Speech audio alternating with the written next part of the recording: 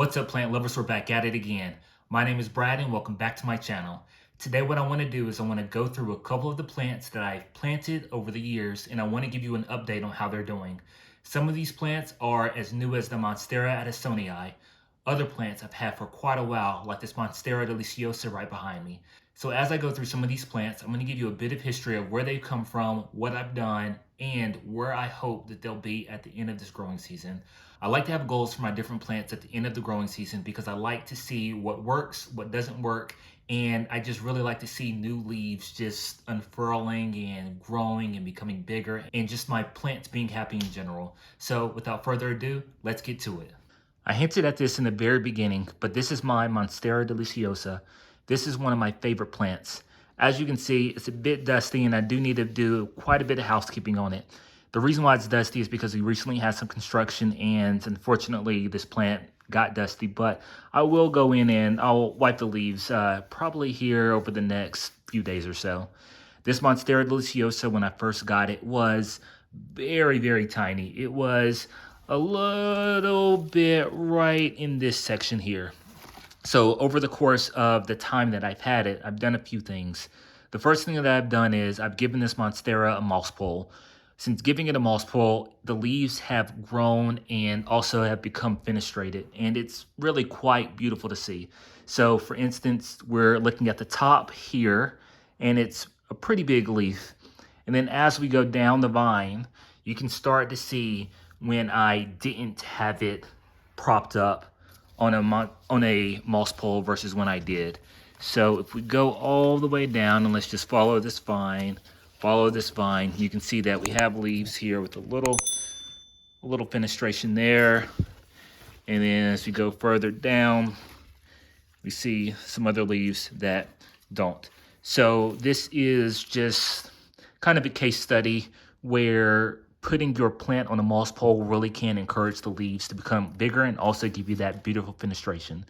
This one looks like it needs a little bit of water due to this leaf being a little bit droopy, so I'll go ahead and water that here shortly. But yes, this is my Monstera Deliciosa. It's quite beautiful. What I'm hoping to happen this growing season, because again, I like to set some goals, I want to see at least 5 leaves, we'll say it now, at least 5 leaves grow on this main vine here. And I also want to see the Monstera touch the ceiling. So leave a comment below whether or not you think this Monstera can put on 5 leaves this growing season. And keep in mind that this Monstera is right by this window here, so it gets a lot of wonderful sun. And I am hoping, like I said, that this Monstera will just become a monster because this is a new spot for it. And this is really the first time that I've moved the Monstera since getting it. I'll probably also give it a repot, but yes, my Monstera Deliciosa. All right, this plant is my Philodendron Brasil. So this is the plant where I performed my chop and drop on. And this was the video that I did to really show you how to get bigger leaves on your Philodendron Brasil, or really any kind of pothos or vining plant without having moss poles that are 12 feet tall. So in that video, I really wanted to do this because my moss pole at the time was about 6 feet tall, which was getting kind of unmanageable. So I've since chopped it to about 3 feet tall. And you can see that I have big leaves on the bottom. So these leaves used to be closer to the top. And I am growing this so I can hopefully get these bigger and bigger leaves. So beautiful variegated pattern, which I love. And as I turn this around, you can really get a sense of how the vining is happening. So I had to initially put some twine to hold the vine in place, but I've since been able to remove it. So now what's happening is it's essentially just attaching by itself, which I love. Now I also want to show you something really interesting and cool that happened. So in looking at this second vine here, now you can see that it did a reset. So I have a big leaf here, a moderate sized leaf here, but then I have all of these small leaves. So what's happening? Well, if you look here, I actually had this Philodendron Brasil branch out without doing any kind of chopping off the top. So I have a vine that's occurring here where my thumb is, and then I have a separate vine that is occurring here where my pointer finger is. So that's really cool. Never had that happen before. I'm assuming that means that this plant is very happy where it is, so I'm just gonna keep it where it is. I water this plant during the growing season at least once a week via the mulch pole, and then about every 2 weeks I will water the soil. So I like to keep it kind of rotated where it's getting some of this bright sunlight. And again, I'm hoping that these leaves will continue to get bigger. By the end of this growing season, what I'm hoping will happen is I want this particular Philodendron Brasil to reach the top of the mulch pole. I want the leaves to be at least the size of my hand. And I want to continue to monitor that particular vine that's branching just to see if it will get bigger leaves as well, or if it's just gonna be small leaves all the way up to the top. So this is my Philodendron Brasil on a mulch pole. And I'm going to show you what I did to the Philodendron Brasil props from when I did my prop and chop. So this is super exciting, one of my favorite plants. I love this setup. Love it, I love it, I love it. If you like videos like this and want to see more videos about houseplant tips and tricks, please be sure to subscribe to my channel. It's totally free and would mean a lot. Thank you so much. Now back to the video. This right here is my Brazilian Philodendron. And this Brazilian Philodendron, and these props are taken from the video that I did about how to get big leaves on your plants. So these are pretty new props in the sense that the plant that I did the chop on was just sitting there and it really wasn't doing much. So I decided to go ahead and take some cuttings. And as you can see, since taking the cuttings, we do have some new growth starting to appear, which is always very exciting to see.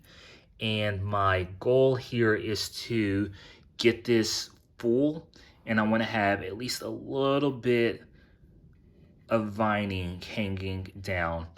I'm not going to prop this particular plant up on a trellis because I want for this one anyway to just have a nice dangling look. So this is my Philodendron Brasil. So this is my heartleaf philodendron. This is where it stays. It's right here by this door and window that gets a good amount of sun. So it's probably about medium light, I would say. This is numerous props that were taken from the same vine, and it just recently started to wake up. So previously I just had a whole bunch of props that were just all throughout this pot here, pretty much single node props, but as you can see, I'm starting to get growth, which I absolutely love. So the heartleaf philodendron is one of my favorite as far as having that lush, dark green look.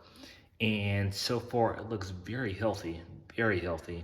I'm not seeing any kind of leaf burn. It's a little dusty. So I watered this one probably about once every week and a half. It all depends. I go by feel. When I come home, I'll just, stick my finger in, see whether or not it's dry or wet. One of my favorite plants. All of my plants are my favorite plants. In this growing season, what I'm hoping is going to happen is I want to see some of these leaves drape over the pot, and I want to see them begin to hang over this entryway table here. So this is my heartleaf philodendron. And here is one of my more recent additions to my collection, my Monstera Deliciosa. So when I did a video very recently, I only have 4 leaves on my Monstera Deliciosa. And as you can see, it is putting on a new leaf, and this leaf is absolutely gorgeous. So I love this. When I first got this plant, it only had a single leaf on the node, and that leaf actually died. So it was closer to down here. So it died, and luckily it was still able to put on some growth. So the leaves look good. They're nice and green. Sometimes what you'll see is, depending on how much you water, your plants might begin to develop a bit of yellowing. So that can be a sign of overwatering. It could be a sign of underwatering. It can also be a sign of nutrient deficiency, especially nitrogen. So make sure that you give your plants a nice, well-balanced fertilizer to help reduce the likelihood that you'll get yellowing leaves. Now, if your leaves are yellowing because of some kind of nutrient deficiency, the good news is if you do start fertilizing, the greenery of your leaves will return. So this is my Monstera Addisonii. Again, we also see the holes forming. And I'll say it again, one of my favorite plants. Thank you so much for watching my video. I really wanted to just put it together just so I can see where I am now and also to see where I will be in the future. So I'm looking forward to looking back on this video in, let's give it September or maybe even October. Let's look back on this video in October to see if my progress that I think is going to happen with my plants actually happens. Again, thank you so much for watching my video. I truly appreciate it. Also, be sure to tell me some of your favorite plants and the goals that you have for them down in the comment section. I'd love to hear them. Again, thank you so much for watching. My name is Brad, and I'll see you in the next video. What?